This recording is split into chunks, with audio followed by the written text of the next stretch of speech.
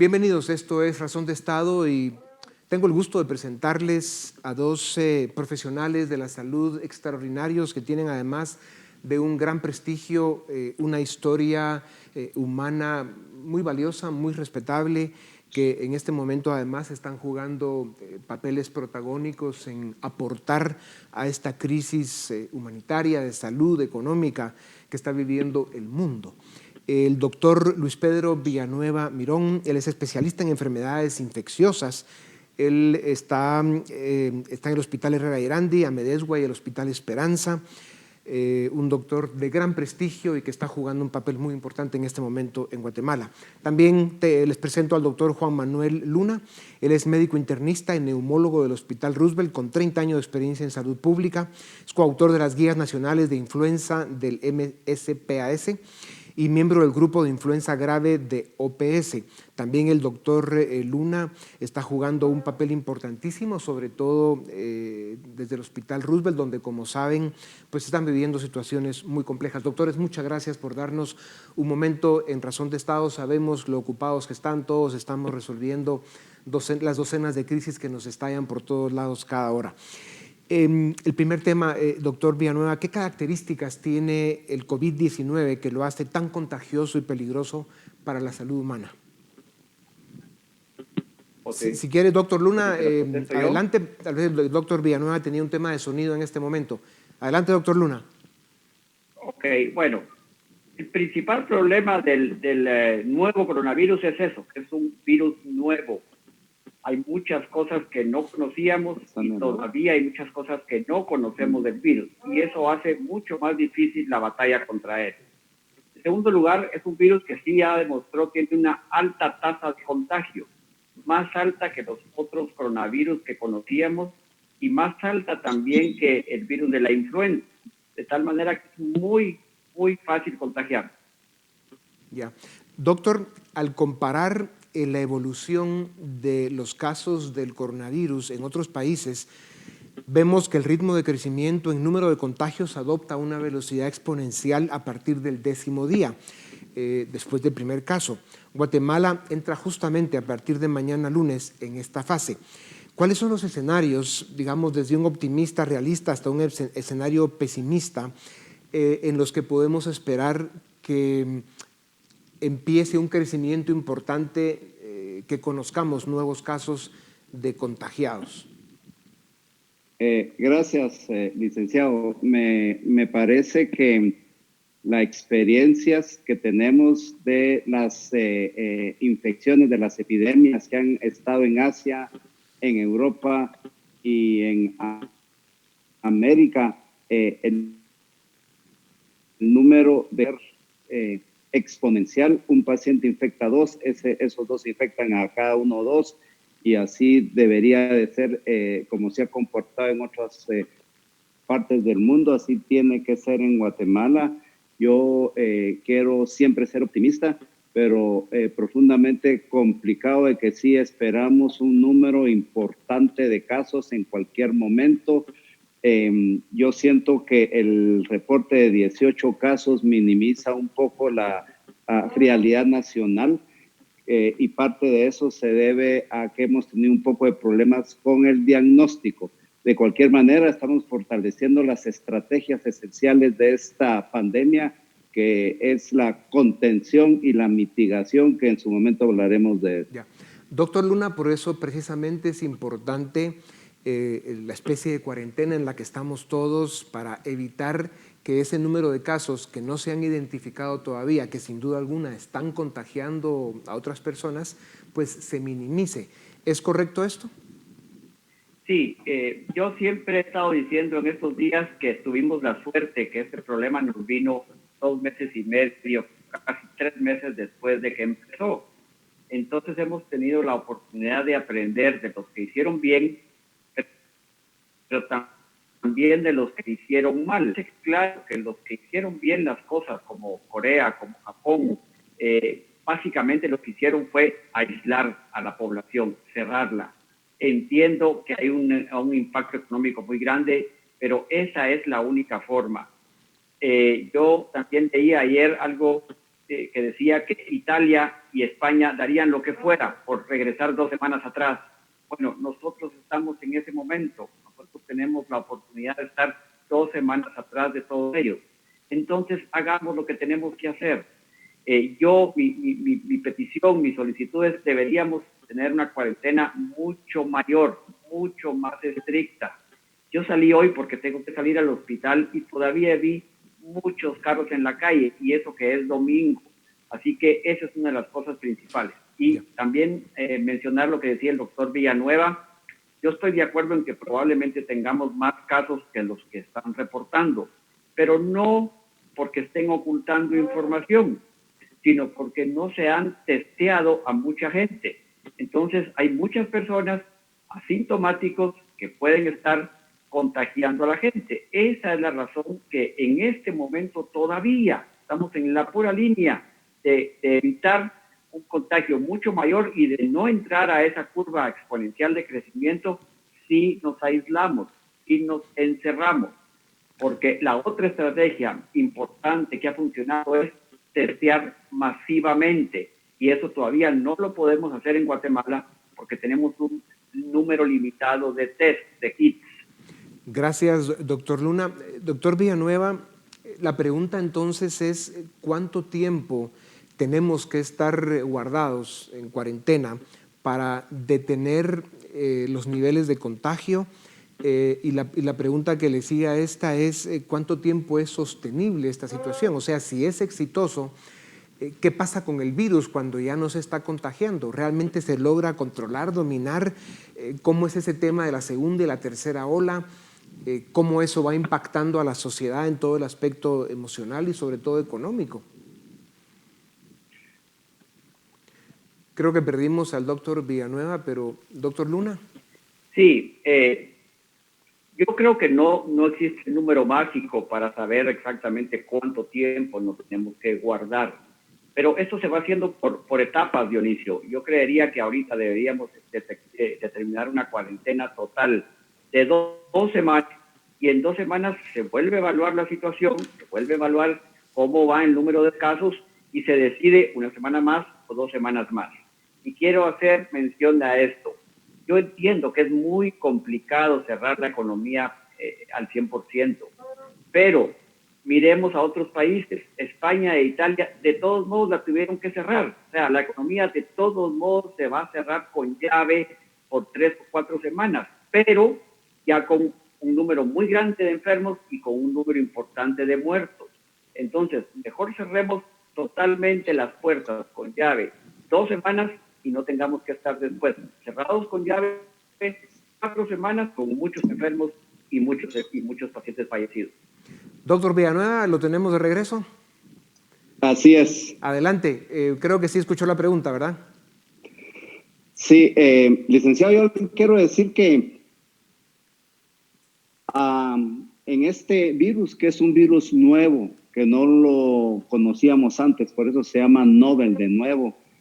Aquí estamos aprendiendo sobre la marcha. Es un virus que tenemos 82, 83 días de conocerlo, y por supuesto tenemos muchas incógnitas. Puntualmente lo que sabemos es que en general la mayoría de personas que adquieren la infección se tardan más o menos de 5 a 7 días en desarrollar síntomas y más o menos 14 días en resolver la infección. Por supuesto, yo no me voy a meter a hablar aquí de los casos que se hospitalizan. El término cuarentena tal vez no se debería aplicar tanto. El término cuarentena viene de la peste bubónica, que eran 40 días. Esto es más de quincena. 15 días es lo que es esencial para disminuir el riesgo y romper las cadenas de transmisión.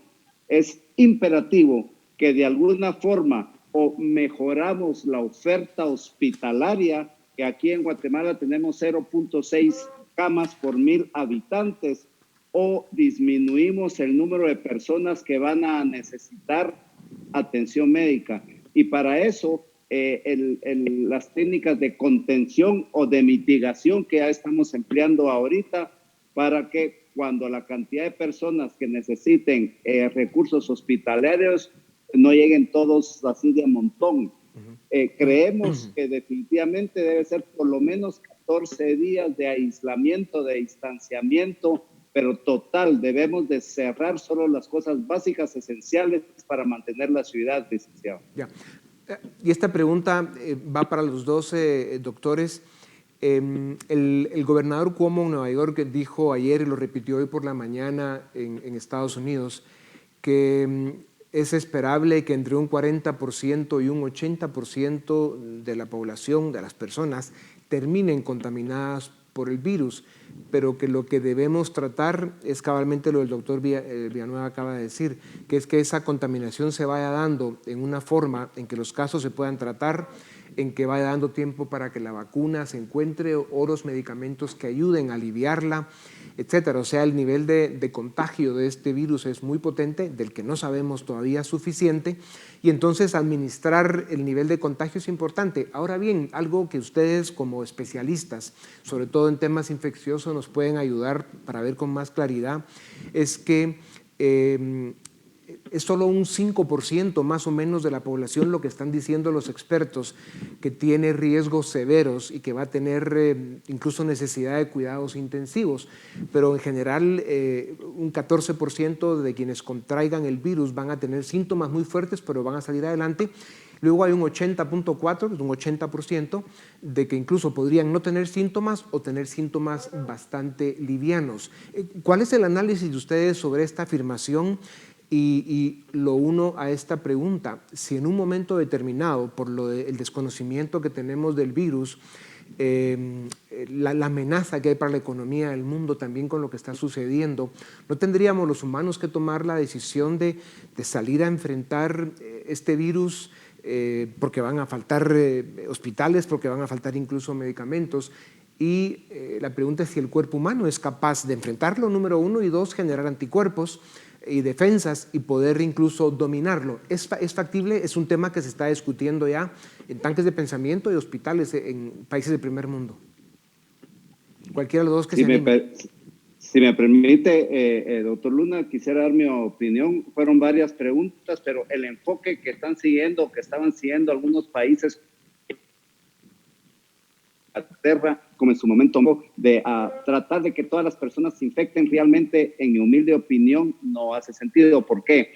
Porque sabemos que de los números, que de 100 personas que se infectan, 80% les va bien, pero 15% van a necesitar algún tipo de apoyo de atención médica y 5% van a necesitar cuidado intensivo. Hagamos rapidito un ensayo de números aquí de la capital, urbano, solo por cuestiones de tiempo y de números. Digamos que aquí tenemos 2 millones de personas o 3 millones que viven en la capital. Digamos que el 60% de personas se enferman, o sea, eso es 1.800.000. De esos 1.800.000 que se enferman, 15% necesitan atención médica. Ese 15% sería, digamos, 150.000 personas. Esos 150.000 personas que van a necesitar algún tipo de atención médica van a ir y van a colapsar el sistema de salud, que es lo que tenemos que tratar de evitar. Entonces, siguiendo el ejemplo, por ejemplo, de Inglaterra, que ya se retractó, y México, el problema es que en sistemas de salud que ya están muy frágiles como el de nosotros, donde nosotros tenemos problemas de nutrición, de violencia, etcétera, que de repente nos lleguen 500 personas a la emergencia con problemas respiratorios, va a colapsar el sistema de salud público. Doctor, la pregunta es, ¿eso es correcto? Sin embargo, algunas sociedades se van a terminar enfrentando a esa realidad de todos modos. Por eso la pregunta de fondo es si el cuerpo humano es capaz de terminar venciendo el virus. Doctor Luna, ¿usted qué opina? Sí, bueno, yo estoy de acuerdo totalmente con el doctor Villanueva que no me parece una estrategia adecuada. El problema es, Dionisio, que si salimos nosotros dos y otras 10 personas a la calle a infectarnos, probablemente a vos y a mí nos va a ir muy mal. Entonces, no podemos decir, bueno, salgamos, infectémonos todos y que se mueran algunos, y no podemos jugar a Dios y decir quiénes se mueren y quiénes no. Y quiero hacer énfasis en lo que decía el doctor Villanueva del colapso del sistema sanitario, el sistema hospitalario. En España el 12% de los infectados son personal sanitario. Y en Italia el 8% de los infectados es personal sanitario.